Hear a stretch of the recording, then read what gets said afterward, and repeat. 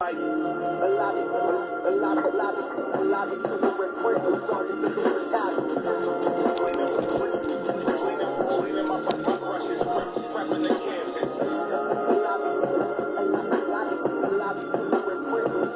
up, Lounge Brown? Peace, peace. Salute on Vic.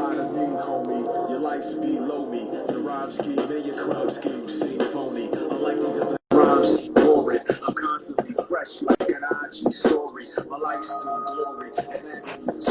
Peace, peace. What up? What up? What up? Can you see me? Feeling? Yeah, I can see you. Can you see me? Yeah, I can see you. I see a black screen on mine, but as long as can everybody else see me? Yeah. Is your Wi-Fi on? Yeah. Nah, I Okay. don't have Wi-Fi. I'm just doing it with my phone. Okay. Gotcha. Yeah, we can see you pretty good. Okay, cool. Yeah, how's everything been going during these COVID times? How have you been staying busy? I mean, working on this record, getting ready to get it out. And just actually working, just working, and making beats and, just keeping myself busy. No doubt. For everybody logging on right now, this is History Lesson, episode 93. I'm with the legendary Illogic. Like I said, thank you for joining me. I'd like to get into the Autopilot album later on, but right now, if you could take us on a little history lesson and take us back to where you were born and raised. Born and raised in Columbus, Ohio. I still live here in Columbus, Ohio. I'm raised by my mom and my stepfather.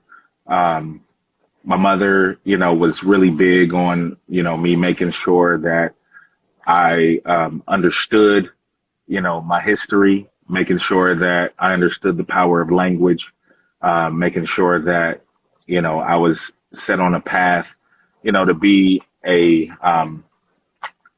be something good in society, be an asset and not a liability. That's what she used to always tell me. Right. I'm raising you to be an asset, not a liability. So, that's my basics. You know what I'm saying? Like I come from a really big family. My grandmother, rest in peace, was a minister, and she was always one of the greatest people, always will be one of the greatest people that I ever had in my life. And man, like it's, my foundation is why I'm the man I am today. No doubt. Growing up as a teenager in Columbus, Ohio, what kind of obstacles, if any, did you have to endure growing up? Well, I grew up in the hood, man. So, I grew up, like on Mound Street. If, anybody from Columbus is listening, I grew up Mound Street, Main and Wilson, that area. And, prostitutes, like drug dealers lived across the street. I was friends with their little brothers. I lived next to this huge field. It was a huge field next to my house. And, like we would play football in that field, but on any given day, it'd be used condoms. It'd be, Right. like be used syringes in the field. And, so,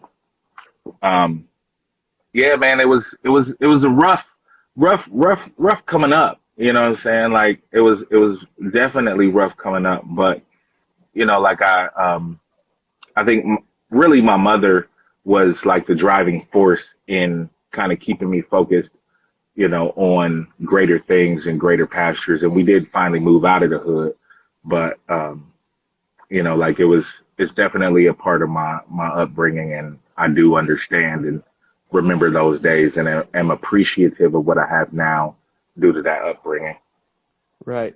Growing up in Columbus, before you got into music, what were some of your early musical influences? I listened to a lot of jazz because I played the saxophone when I was in middle school, and I took private lessons in middle school. So, I listened to a lot of Charlie Parker, a lot of Coltrane. But, on Saturday mornings, moms would have the Aerosmith playing, the Isaac Hayes playing, the Temptations, like all of that, the soul music was a huge part, but also like my mother was pretty eclectic with her taste in music. So we listened to a lot of rock and roll as well. And, that helped me to broaden my horizons as far as my musical taste and, just going forward, which is why if a lot of people, if anybody has followed me on my musical journey, like I've dabbled in a lot of different things just because, I was raised that way and I wasn't raised to put myself in a box musically as well as in life. Right.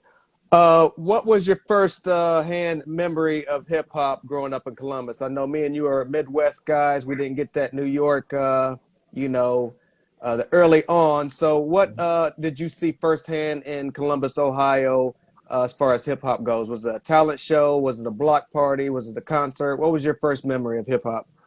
Oh, really? My first memory was watching videos.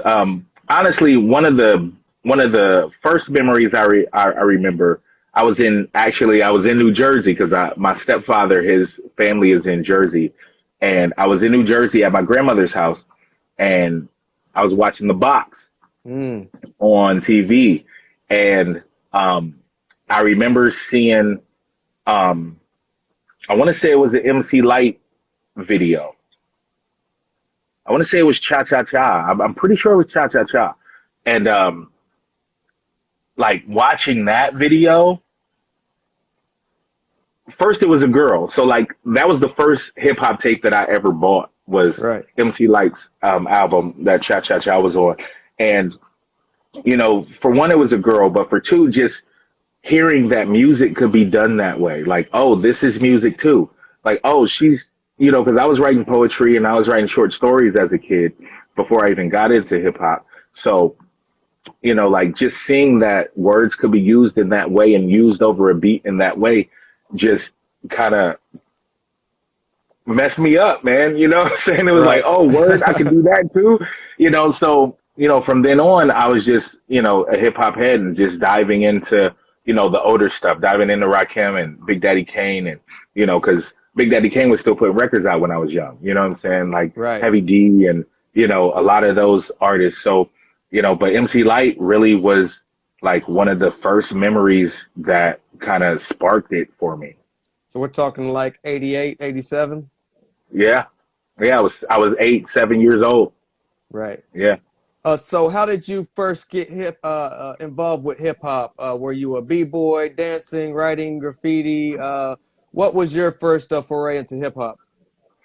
I was writing. I was just writing rhymes, Right. like my first stint into it, I started writing rhymes. I actually started rapping in church. That was my first, and I would go around to different rec centers and do different church events where, so I was a Christian rapper initially. I would go to jails to rap, what I'm saying, and perform. So it was more of a public servant, what I mean, initially using my art. And later I got on into graffiti. I started writing because I was a drawer too. I could draw. And I started writing graffiti as well. Never got up on any walls, but I was a bookhead, what I'm saying? I was a bookworm. Got many of black books, full of old stuff. But yeah, that was my first stint. Now I'm a producer too, so it's crazy. Right. At what point did you get into producing? Was that later on into your musical career, or were you a producer earlier on? Oh, that was just 5 years ago, 6 Okay. years ago. Okay. You know what I'm saying? So like the rapping was always the forefront. The production was always something I wanted to get into, but I didn't really get a good, I was scared of the equipment. You know what I'm saying? Like I Right. always listened to music. I always, checked out loops. I always, had that musical instinct. But, watching Prism work on the MPC or watching Blueprint work on the EPS or, like it just looked like it was too much. You know what I'm saying? So I never really took that stint. And the same with DJing. Like I always loved, the idea of DJing, but it just looked like it was too difficult and I never even took a dive in. But producing, I always wanted to produce. I told myself, right after Celestial Clockwork came out that I would produce an album in my, in my career. And I actually, in that time, I was thinking like my last album that I put out, I'm going to produce it. This is not my last album, everybody, but, but, I always had that and I held on to that. And that's how I've gotten here. But yeah, production, just about 5-6 years ago, I dove into that. Dope. Earlier on, can you take us back to some of the dues you paid as an MC coming up? Oh man, sleeping on floors, Right. not getting paid for shows, just doing it for the love, man. Like, and it wasn't a problem doing for the love back then. When Right. we were coming up, like we would go do shows, here and there. We would travel around Ohio, just for gas money. If we could, cats could make gas money to get back home or to get to the next spot, we were good. Like we wasn't trying to, feed our families and stuff off of that yet. You know what I Right. mean? And, many a tours, like I slept on people's floors that I didn't know, Right. like there was times we had shows where we didn't have a hotel room the night and, whoever the tour manager was, or even times I went on tour with Blueprint, like in the early part of our career, it's like, yo, we don't got a hotel room for the night. So find somewhere to sleep. You know what I'm saying? Like cats got to find somewhere to lay their heads. You know what I mean? So just, just dealing with that and understanding the grind, but we loved it so much. You know what I'm saying? Like we loved it so much that it was worth it in the end. You know what I'm Right. saying? It wasn't a problem that we had to sleep on somebody's floor. It wasn't a problem that, sometimes we had to sleep in the van. You know what I mean? Like we loved it that much to where it wasn't a big deal. We just press on to the next city and keep it moving because we love the art so much and we wanted to present it to the world. Right. Back in '97, you got Columbus Freestyle Battle Champion. Can you take us back to how that came about and some of your road to becoming champion? Well, I mean, I was always a freestyler, you know what I'm saying? Like before we get to, me getting that reward, we got to go back to the Groove Shack. The Groove Shack was a real little record store that had MCs that had like open mics I think it was every first Friday or something like that. And I was like 13 years old and I saw it on our public access station. They would be on the public access station. And I told my mom, like, if I go down here and I rap, I can be on TV. You know what I'm saying? Like, so, Right. and I was 13, you know what I'm saying? Like I was young. And this was back in the 90s. So, like Right. it was kind of rough, you know what I mean? Especially down on campus, down on Ohio State's campus. So, but my mom would take me down there, drop me off, you know what I'm saying, and let me do it. And that's where I got to know, copyright and, met Kamuteo and met all the megahertz and, met a lot of the Columbus legends, the Spirit and the Funk Friends and Intellect, like a lot of these cats that are from Columbus that are legends in the hip hop game here. That's where I met a lot of those dudes. And I was like the youngest dude in the room, you know what I'm saying? But I wasn't scared to get on the mic and, perfect my battling and, perfect my freestyling. And so, leading up to that, that MC battle, I was in a group called The Third and I was like that, I was like that guy. Like I was the freestyler, you know what I'm saying? And, I got into that battle and I went through some of the legends, you know what I'm saying? Like some of the cats that I looked up to in the scene, I had to battle and, I got to the finals of the battle and I had to battle this dude named RZA Ray, that was from Spirit, a group called Spirit here in Columbus. And yeah, we went at it, man, and I won, but he was so mad, like he would not get on stage because I was a little kid, you know what I'm Right. saying? Like I was a little kid, he a grown ass man. I mean, at the time he was probably like, I was like 16, he was probably like 19, 20, you know what I'm saying? But I was a little Right. kid, you know what I'm saying? Like serving him in front of, 200-300 people, you know what I'm saying? And he was not happy about that, you know what I mean? So, but it was an amazing experience, and honestly, like that's where me and Blueprint actually talked for the first time at that event, and yeah, it's a lot of history there. So, did you ever get down with some of the Scribble Jams out in Ohio? Oh yeah, definitely. I went to a few of the Scribble Jams. I actually judged a few of the battles. Okay. Performed at Scribble Jam a few times. It was that was an amazing time for hip hop. You know, especially here in Ohio, in the Midwest. In the Midwest, like that was an amazing time for us. Just everybody who you know now was probably went through Scribble Jam for the most part, especially in the underground. Right. Eminem took part in one of those and won, right? Yep, battled my homeboy Dose One. Yep. Okay. Were you there that day? I was not. I was not Okay. there. That was, I Okay. think, the year before my first Scribble Jam. I think that was a year or two before my first Scribble Jam. That was like maybe 90, maybe 97, I want to say. Okay. Yeah, and I didn't go until, because I went to college in Cincinnati. Gotcha. So, like I was in the mix and I was always there. So, I got to go when I was 18, when I was down there. Earlier on, did you ever make a demo and shop it towards labels? When I was in a crew, I did. When I was in a crew called The Third, we were all high school kids.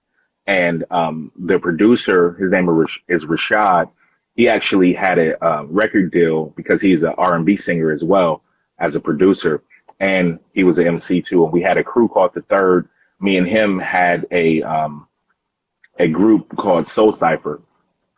And, we were making music. He had a manager. So his manager kind of managed us too on the side.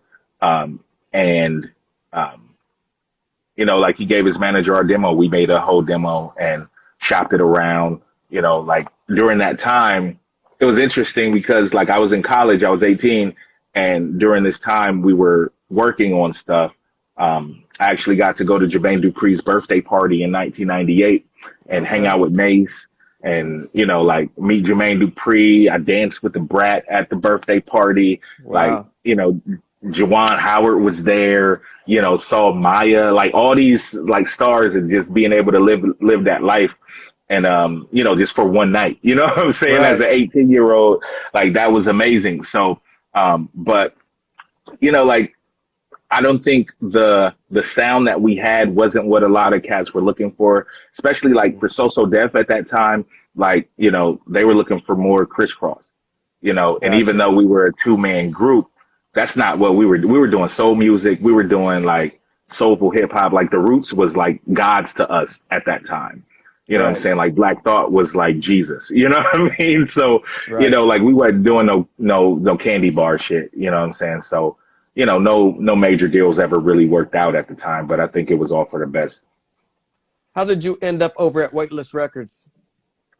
Again, like I said, me and Blueprint, talked at the Hip Hop Expo, and he invited me and my crew, another crew that I was with at the time, was we had a group. It was me and one of my other dudes, and he invited us down for a show, and he was throwing a show at Wilberforce College. Was it Wilberforce? I think it was Wilberforce. No, it wasn't Wilberforce. I can't think of the name off the top of my head. But at his school, which was in Springfield, Ohio, and he invited us down to do a show. And we did the show. It was my first actual show out of town, quote unquote. You know what Right. I mean? And we did the show and we talked afterwards, and we stayed in touch. And once I was ready to graduate and go to college, and I went to Cincinnati, he was living in Cincinnati at the time, when he was for work, because he used to be a computer programmer.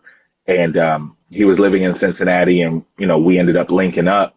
And my first year of college is when I recorded Unforeseen Shadows, and during that time is when Weightless was formed. During that time.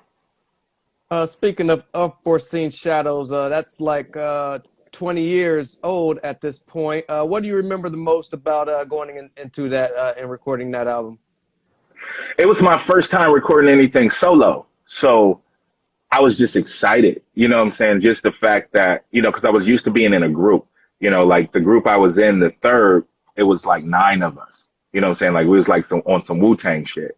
And, and then I had, separate groups within that group. So me and my dude Rashad, we were Soul Cypher, but I had never done anything solo. So having the opportunity to be able to share my own thoughts and, write my own hooks and all of that stuff was super exciting to me. And it actually ended up, that among other things, but ended up getting me kicked out of the group.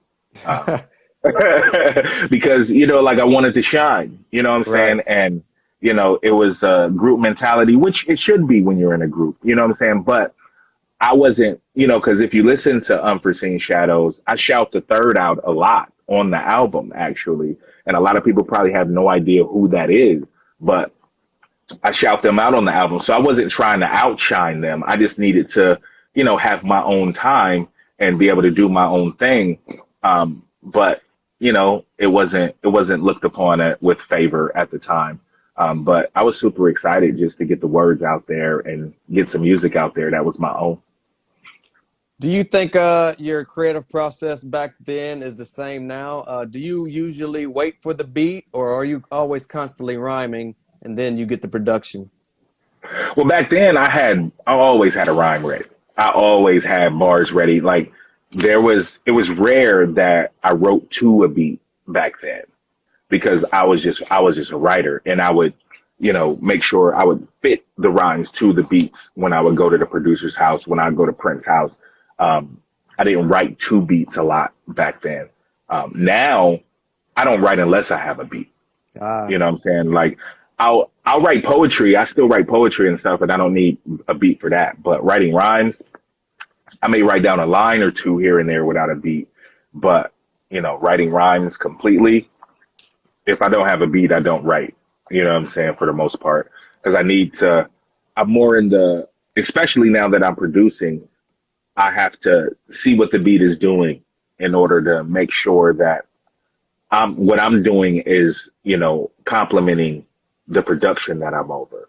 And I didn't think that way back in the day, even though, luckily I had good producers under me and behind me, that gave me things and made sure that the music that I was doing was fitting the beats. But like now I think a lot differently about how I write and, the beats that I choose and all of that. right. You've gone to release multiple albums over the years, including 2004's classic Celestial Clockwork, which brings us to 2020 and your recent release coming up, Autopilot. Can you tell us a little bit about the album, how long it took to make this? Well, I mean, it goes back to when I started making beats, you know what I'm saying? So really it's about, 5, 6 years in the making, getting to this point. Now the album took about a year and a half. So, and the beats on the album are actually some of the earlier beats that I've made, like in the first year and a half of my stint in production. So, but it's really been like a long process to get to this point because, the process of learning how to make beats.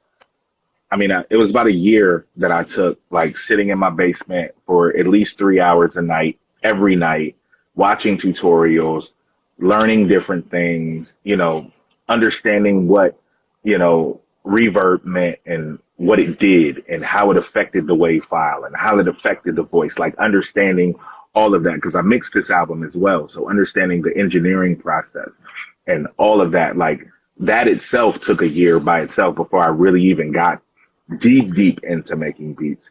And a lot of this album is, a lot of experimentation because it was early in my beat making career. So it's a lot of practice. It's a lot of just trying something and, and most of it isn't sampled. You know what I'm saying? A lot of it is me playing. A lot of it is me micro chopping samples and playing them out, in different orders and different arrangements.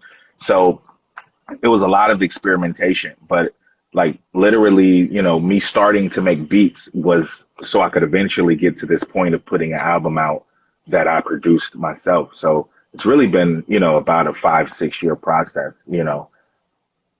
Can you speak on some of the guest appearances and how you selected these MCs to appear on this album? Well, the only two other MCs is Superstition and Blueprint. We're on the same song. It's called Canvas. And I mean, me and Print are brothers, you know what I'm saying? Like I've known Blueprint over 20 years now. And, like having him on this project meant a lot to me just because it was my beat. It was my beat. You know what I'm saying? This time, like Right. usually I'm rhyming over his beats. You know what I'm saying? Like he's sending me beats to rhyme to, and it was my beat this time. So that felt really good, and it felt good that he dug the beat.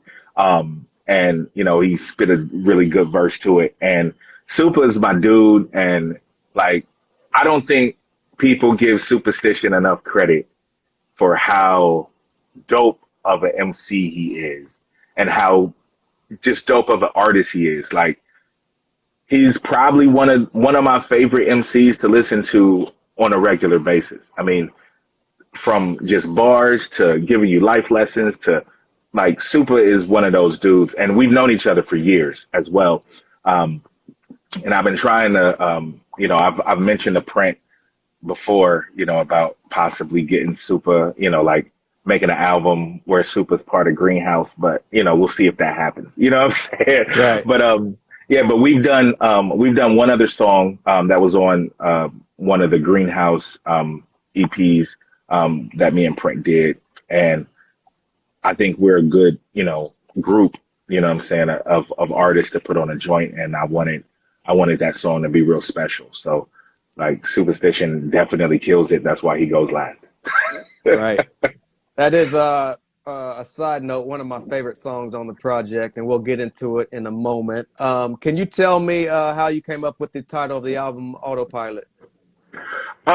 Well, the title is like twofold. Well, not twofold, it's multifold actually.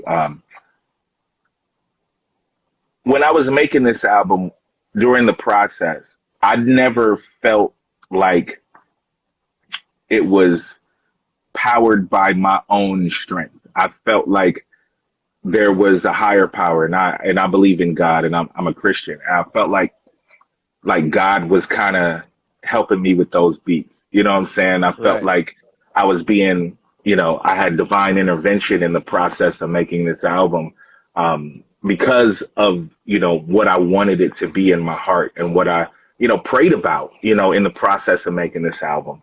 And so I felt like even though it's all me, I felt like I was kind of sitting passenger and letting, you know, like the higher power in me work, you know, during the process. But also the title is kind of about, you know, us as human beings in this culture today, where there's a lot of things that we don't control and we don't try to.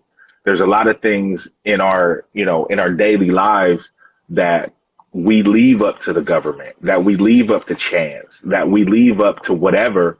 And it's like we're just sitting passenger in our own lives sometimes. And we're just coasting through life, not really looking to make any changes and to do anything that's special. So, you know, it's like we're on autopilot, you know, so that's the kind of dual meaning for the album. No doubt. I'd like to jump into Autopilot. I would like to play probably like 20 seconds of each song. And if you can just give us some background, some fun facts or whatever you would like to add, and let us understand this album a little bit more. First song is called Conquer the Climb, and I'm going to play about 20-second snippet. Okay. To create an object that for everybody has meaning. But the things I create are not the things. They are the time that the people at the show spend in the company of the things. So it's time that you're making, really, time perceived by an audience. The objects themselves are not what you think they are. What I'm trying to say is, if we were to keep the things I make and put them in an art gallery, they wouldn't be behaving as they were designed to behave. They can only do that in time.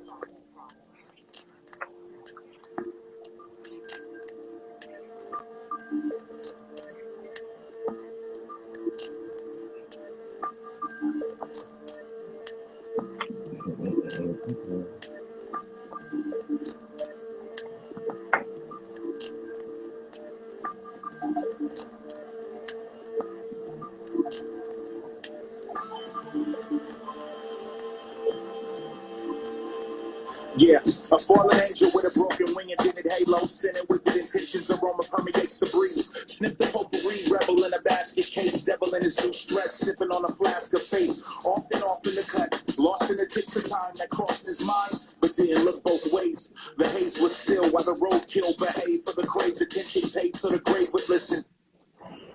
Take us to Conquer the Climb. Well, Conquer the Climb, it starts out with the introduction, and the introduction kind of sets up the entire album.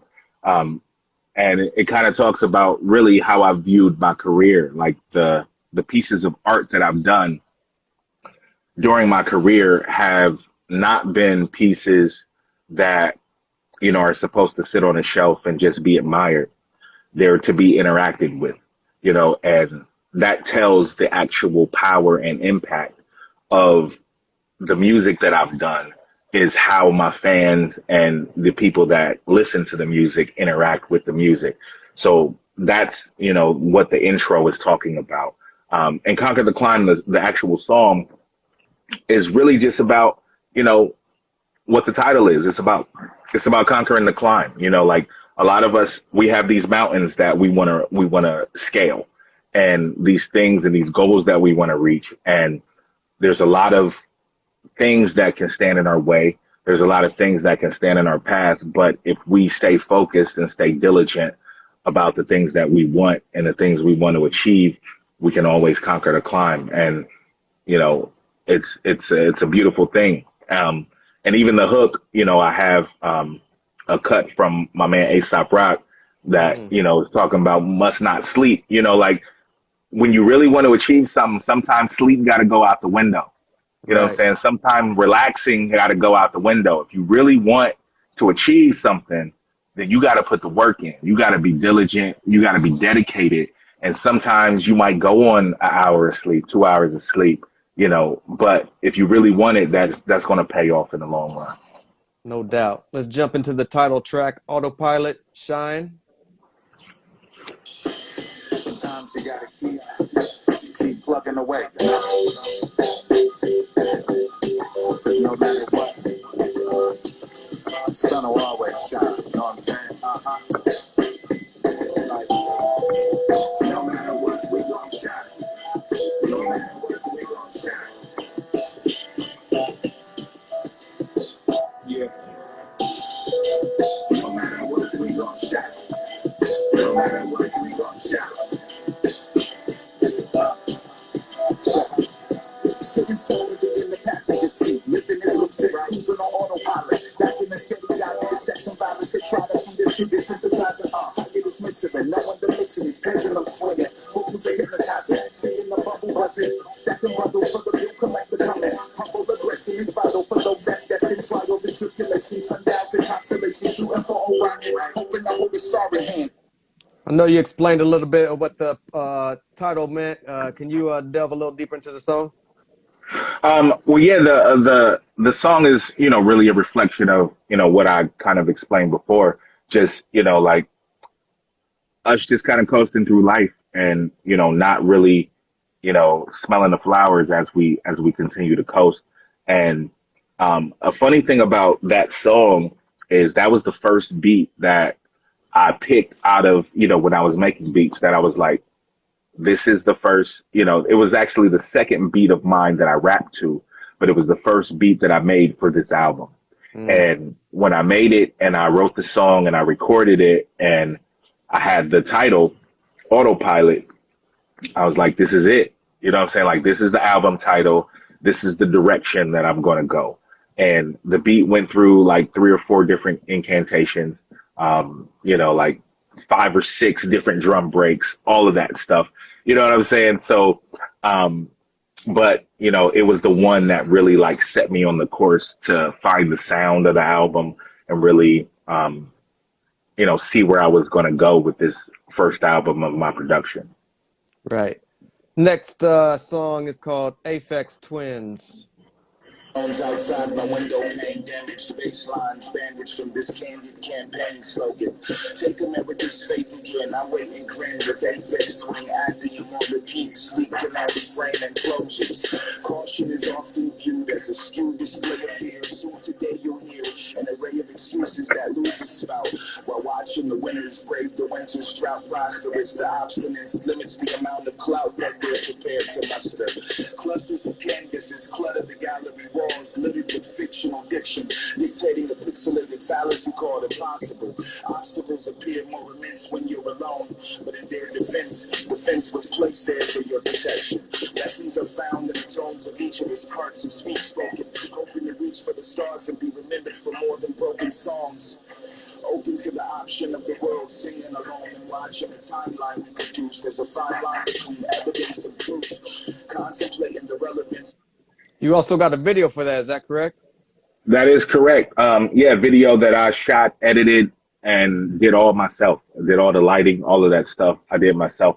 And that song is super important, just because, you know, especially with the times that we're living in. And interestingly enough, I wrote the song like, you know, 4 years ago. You know what I mean? But interestingly enough, it fits the time because as an African American man, you know, a lot of these issues that America is just now seeing and just now like really realizing that we haven't been making up and that we haven't been, you know, like fabricating all these tales about how we're treated by, you know, certain groups of people. You know, it's coming to the realization now that this shit is real, you know. So that song is just, you know, about the angst of, you know, today's society and the world, and, you know, really just about how, you know, take America's faith again. Like it's interesting the time that we're living in right now, where you can see a man get murdered on television.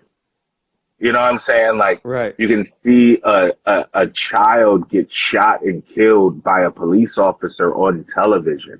Like, that in itself is ridiculous. You know what I'm saying? And, you know, the dark feeling of the song is meant to be, you know, and even if you watch the video, like, it's meant to show like worry and, you know, fear and unrest and being uncomfortable, because we're in a time now where if you're comfortable, there's a problem.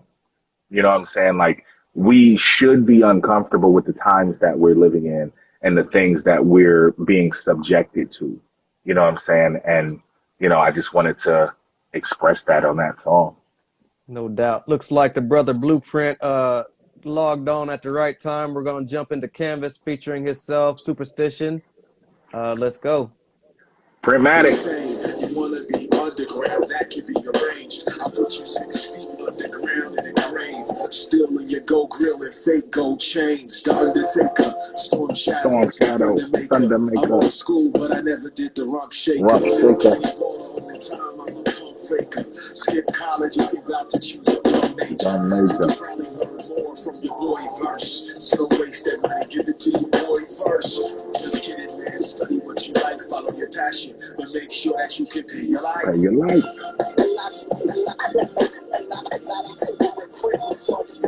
It's battalion.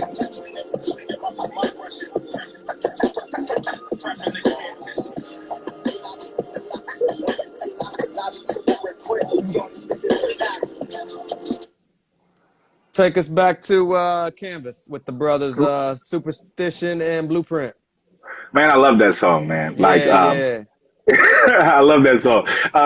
It's so crazy because originally that had a different beat to it, that I had recorded my verse to, and I think I sent it to Print because Print was the first one that I sent it to, and I sent it to him, and then like I made the new beat, the beat that is actually, and I was like, yo, I got something else, you know, and something that I thought was a lot more fire than the beat that I had originally made, because it was a little more subdued. But, you know, just being able to, you know, share space with my brothers, man, on that track, and everybody kill it and everybody come through with their shit, man. It was is a great experience to be able to mix that, you know, because I got to mix Prince vocals for the first time. You know what I'm saying? Like, Right. me mixing Blueprint's vocals instead of him mixing mine. You know what I mean? So like, it was a dope experience, you know, to do that song and, you know, to have those guys on there, man. Dope. Shrine to Ego. Yeah.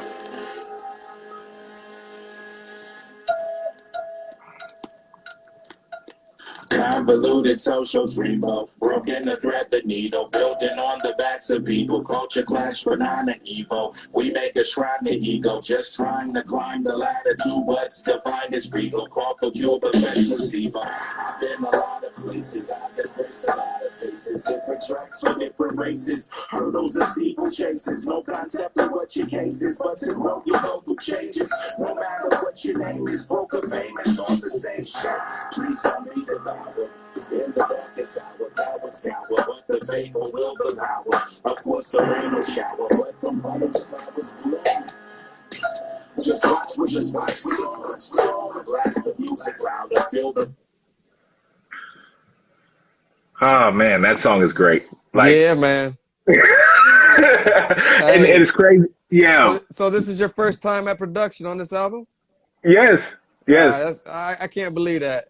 Hey man, like the crazy thing is, like, you know, I came up around Blueprint. I came up around RJ. I came up around Blockhead. Like, these are the people that I was around, seeing them make beats, watching J. Rawls make beats. Like, these are the people I was around. So I soaked all of that in, man.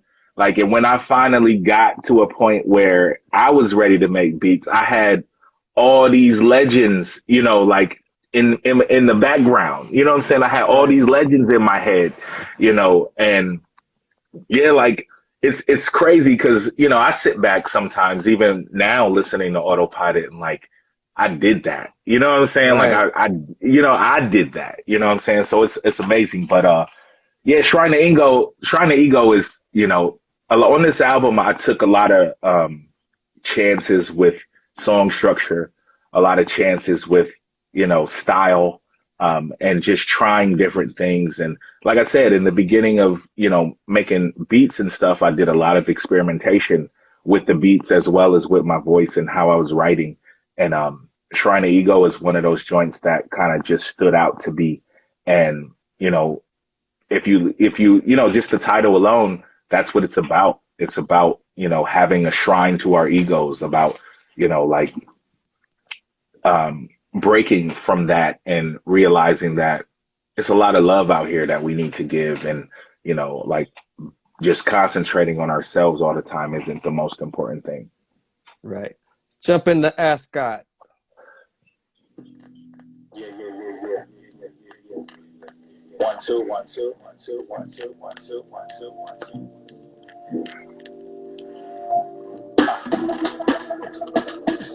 Yeah.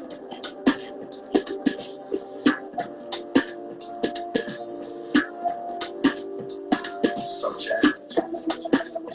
Smooth.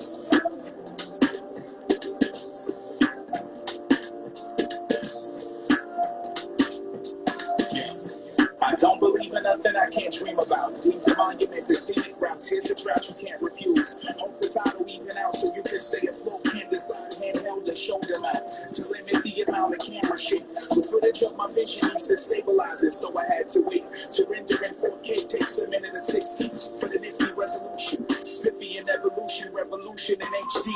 Justice in IMAX, keep that in the box. But if the chicken ain't cake. Yeah, that's crazy right there. Yeah, that's my joint. Like, I actually shot a video for that a couple weeks ago that I'm in the process of editing right now. Yeah, Ascot is just me kind of, you know, flexing, you know, as a abstract poet MC. That's why it's called Ascot. Like, you know, I'm that emo, you know, poet dude that I always have been, and it's never gone away. But, you know, I can rip a cat a new asshole anytime. You know what I'm saying? Right. So, yeah, that one's just, you know, just some straight bars. And that beat is crazy, though. Absolutely. Let's jump into Snooze featuring Just Joey and Lucid Logic. Yeah.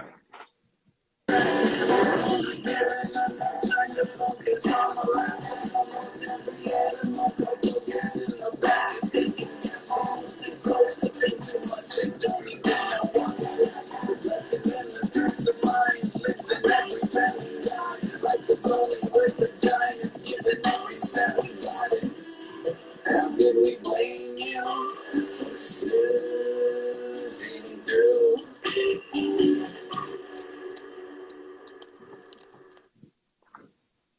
Take us back to Snooze. Yeah, Snooze is it's another, song where I was kind of playing with, song structure. There's one verse from me, there's a hook, and then there's a instrumental bridge, and then there's the hook again, and then it goes out. You know what I mean? But it's still like a 2.5 minute song, I believe. And my dude, Just Joey, he used to go by Lucid Optics. Now he goes by Just Joey, and we are Lucid Logic. And yeah, like that song was pretty interesting. When I made the beat, I wanted it to be like a breakdancing song. Like I made the beat and I was like, yo, this would be something cool to break out for the breakers. But at the time, like I wasn't feeling jovial. I wasn't feeling happy. So the lyrics do not necessarily match the energy of the song in the, happy way. Because I mean, as the title suggests, that song is talking about, how we're snoozing and walking through life, kind of sleep. And again, back to the album title, kind of on autopilot and not paying attention to our surroundings and the things around us. But, that joint to have you dancing, you won't be paying attention to the lyrics. That's how you sneak it in. You know what I mean? No doubt. Let's jump into Out of This World.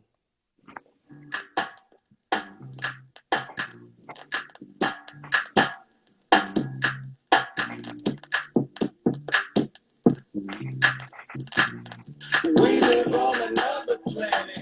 Every orbit is the pilot for another campus. See, we're so out of this world. Out of this world. Come out to the clouds and find us. Just the fragrance of a star that's seeming to remind us that we're so out of this world. Out of this world. Let's blast off to outer space. That extra rocket fuel and walking shoes on just in case. We never been the type to try to keep up with the race. Fast travel faster than troops, so we got our own pace. These black holes want us. Huh. Yeah, that's another one. Yeah. Yeah, like that. Like I said a lot, like a lot of this was experimentation. You know what I'm saying? Like I've never done a song like that. And the style in which it was delivered. And this is one of the things that, creating my own production has kind of freed me up on. And I want to give credit to, my man Intellectual, who produced A Man Who Thinks With His Own Mind, because that was one of the first albums where I felt kind of free to try shit. You know what I'm saying? To do different things and not conform to the 16 8-bar hook, 16 bar verse, 8-bar hook. Like, mindset, and that kind of helped me because I think those verses are only like 12 bars a piece or something. But that song is, really a twofold song. The meaning, it's definitely dedicated to my wife, just about us kind of leaving all this, crap and kind of getting away and, loving on each other. But it also is a testament to society, how sometimes we need to put our phones down. We need to turn the computer off, turn the TV off, and kind of love on each other and, be part of a community again and kind of get out of this world, get away from all this bullshit. Absolutely. Let's jump into pickpocketing time. Yeah.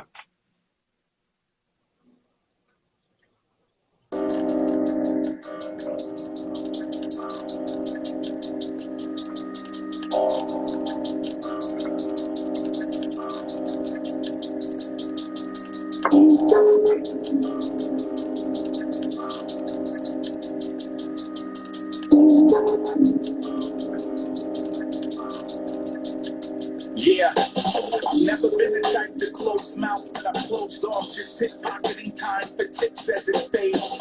Ignoring the signs, even the ones that say don't walk. Cause hip rocket designed for clips and grenades. I live out skeptic questions, finding comfort. Trying to stand out among these mannequins as a man. The coding doubts, message lessons, usher wonder. We bring behavior as Vader without understanding Anakin. Another one of my favorites. Yeah, man, that's just bars right there. You know what I'm saying? Like that's just bars. And shout out to my homie DJ Bombay, who did the cuts on there. He's actually the reason that I make beats. You know, like we were out on tour, and we went back to our hotel room after the show. He pulled out his whole computer out of his bag and sat it on the desk and started making beats on Ableton. And I was like, hey, show me how to do that. And that was the night I made my first beat, and I was off to the races from there. So, you know, shout out to my man, DJ Bombay. He also helped me out a lot with the engineering and mixing of this record as well. So, yeah, shout out to my man, DJ Bombay. But that's just bars, man. That beat is so crazy. I couldn't do nothing else but just spit over that. Right. Let's jump into Another Day featuring Matisha Worthy. Yeah.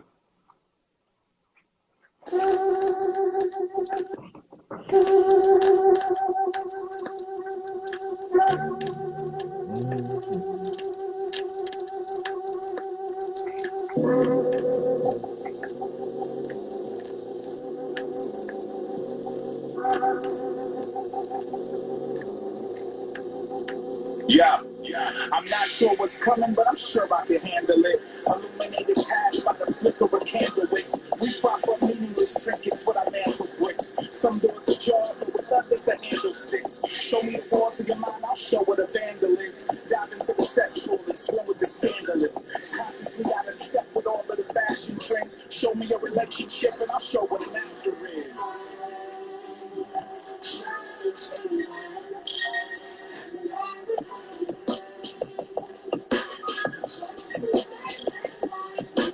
Another one of my favorites. Sounds like some more bars there, sir. Yeah, man. That song is, I was kind of going through some things with my wife at the time. You know, like I was kind of going through some things with work, and, you know, like it just felt like, you know, every day is just, you know, at the time was just so stressful. And, you know, and so that's why like some of those lyrics are kind of all over the place, but they still kind of fit in this mundane kind of, you know, assembly line kind of thing that was happening to me at the time. And, you know, and that's actually my sister-in-law singing on the hook.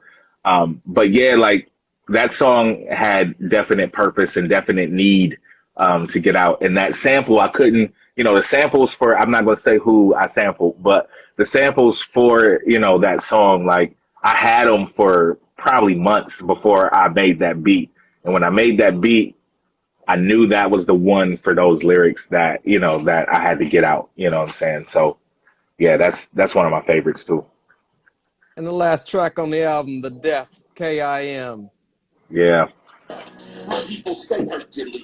Although we hurt, we get our knees a little dusty and pray for peace. Cause we dream so vivid, it's vintage hype visuals. The colors pop from maxed out resolution. Let's make sure our seeds fan out and realize that our culture's where we need to start a revolution. Seek solutions found in the creases of unity. Embrace the challenges, seeing problems as opportunities. There's no promised land without you and me. Sinking in solidarity, rescuing them, sinking in status quo. I know that thinking is heresy, but it's presently a necessity. I can't achieve without you next to me, so let's move. The world's spinning, it's scary. If we don't take advantage, then another man will. Take us back to The Depth, K.I.M. Yeah, that song is another one just kind of about, you know, the civil unrest in this country and around the world. And also, you know, it's kind of a uplifting song as well. Just, you know, no matter what's going on around us, like we got to keep it moving. We got to keep, you know, looking forward to the future and making sure that we're doing something that is worth something, that our children can be proud of us, you know, when they grow up and they look back on what we've attempted and what we've actually achieved. And I think that's my wife's favorite song on the album as well. That's her favorite beat, at least. And yeah, like that's really, really one of my faves. And shout out to everybody who's watched the video. I dropped that video yesterday, as well as when the album dropped. And, you know, I've gotten really good response. People really, it's a powerful video, you know what I'm saying? Like watching all the scenery and seeing all the pieces that were put up during, you know, the protests and riots here in Columbus. Yeah, it's a really strong joint, and it was a great way to end the album, you know, kind of on an uplifting note. No doubt. We got about 5 minutes before we get out of here. I just want to applaud you on a great album. I think it's much needed in the year 2020. I think you dropped it at the right time. Can you tell the people where they could pick this album up at as far as platforms and any websites you got going on where we can keep up with everything Illogic? Yeah, my website is iamillogic.com. You can get the album there. You can also go to my Bandcamp page, illogic.bandcamp.com. Every Friday, maybe every other Friday going forward, I do a live stream called Beats and B-Sides, where you can check that out on YouTube. All of that's cataloged.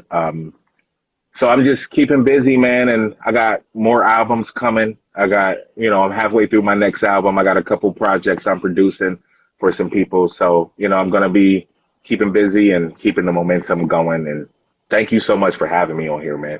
Hey, thank you so much for joining me. Big shout out to Jerry Graham. Before we get out of here, do you think you've set out musically to accomplish what you started out to do in the beginning? Yeah. I mean, honestly, like when I first started, all I wanted was for people to hear me and say I was dope. Like that's when I first started as a teenager. But now, like I really just want to leave something for people to chew on. I want to, leave art behind that, people can learn something from and maybe grow from. And I think I'm achieving that. I think I've done a good job of that.